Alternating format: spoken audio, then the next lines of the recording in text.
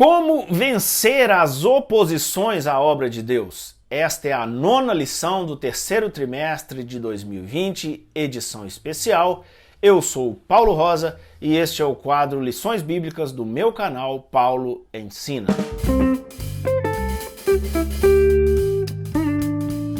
Bem, queridos, nós estamos na 9ª lição do trimestre, esta maravilhosa edição especial falando do agir de Deus em tempos de crise, a necessidade que temos de reaproximação de Deus, de novo fervor para as nossas convicções espirituais. E esta lição está sendo discorrida no contexto da reconstrução do Templo de Jerusalém, dos seus muros. Hoje nós vamos falar a respeito das oposições à obra de Deus. Se você lembrar, há 2 vídeos atrás eu gravei a lição 7, que falou da oposição dos samaritanos aos judeus que estavam lá em Jerusalém. Esta lição vai trazer mais detalhes de como essa oposição se deu e as medidas adotadas pelo líder Neemias. Então, o texto áureo está em Romanos, capítulo 8, versículo 37. Mas em todas estas coisas somos mais do que vencedores por aquele que nos amou. Deus é maior do que os obstáculos. Os samaritanos se opuseram aos judeus que foram com a missão de reconstruir a cidade de Jerusalém. Primeiro tópico, qual a procedência dos ataques? Bem, se a gente considerar Efésios capítulo 6, versículo 12, lá vai dizer que a nossa luta, a nossa guerra, a nossa batalha não é contra principados e potestades, mas sim contra as hostes espirituais da maldade nas regiões celestiais. Isso nos mostra que a nossa verdadeira guerra, ela é espiritual, sabe?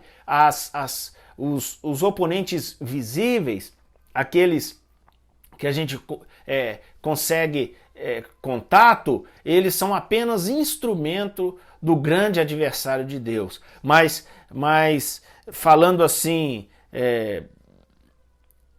com mais propriedade, a nossa batalha verdadeiramente é espiritual. E o que a Bíblia diz a respeito desta batalha espiritual com relação à nossa postura? Que devemos resistir e, tendo feito tudo, ficar firmes.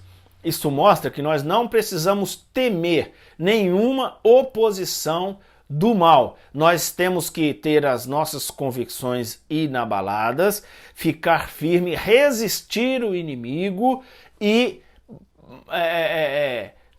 mostrar que maior é o Deus que está conosco do que ele que nos ataca.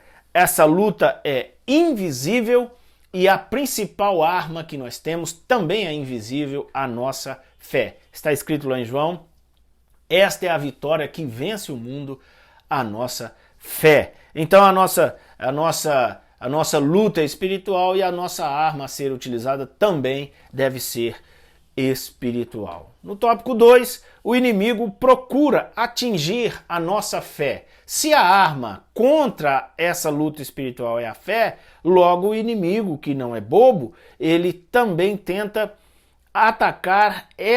tenta anular essa arma espiritual que temos. Como que ele procura atingir a nossa fé? Primeiro, desprezando-nos. Em Neemias 4:2, está lá uma fala dos samaritanos contrários, dizendo assim: e esses fracos judeus, o que eles pretendem com este monturo aqui? Eles os chamam de fracos, desprezando-os, para que tentassem com isso arrefecer as suas forças, entristecê-los, colocá-los para baixo, deixá-los assim com um moral bem negativo e assim eles ganharem terreno. Eles usam também o escárnio, né? Eles falaram: quem são vocês?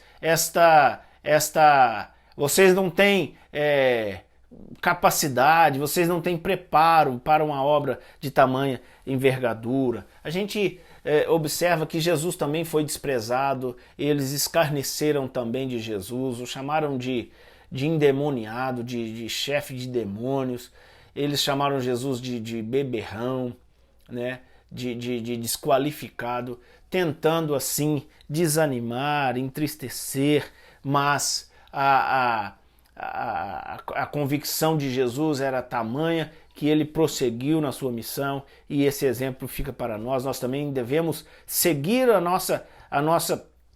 nosso propósito, mesmo com desprezo, mesmo com escárnios. Falaram também mentiras, né? Usaram a tática do boato, né? Falaram: Neemias quer ser rei, ele quer se colocar como rei de vocês e se desligar do império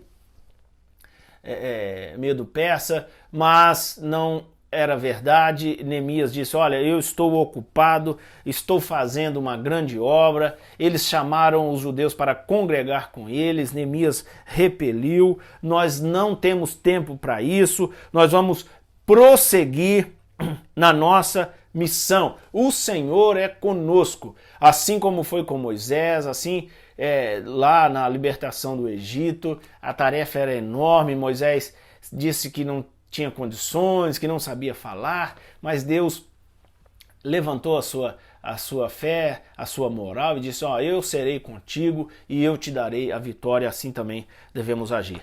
E o tópico 3, qual o segredo da vitória? Um deles é a convicção da vontade de Deus. Neemias falou para os judeus assim: olha, é o Deus dos céus que nos fará prosperar. Neemias tinha convicção de que aquela missão tinha sido conferida pelo próprio Deus a ele. E por isso Deus daria garantias e segurança de que ele chegaria até o final. Então que você também tenha convicção do chamado de Deus. Deus nos chamou para a salvação. O inimigo de Deus, o adversário das nossas almas, fará de tudo para que você desista desse propósito, mas continue caminhando firme, porque é o Senhor do céu que nos fará prosperar. E o outro segredo era a oração. Neemias era um homem de oração.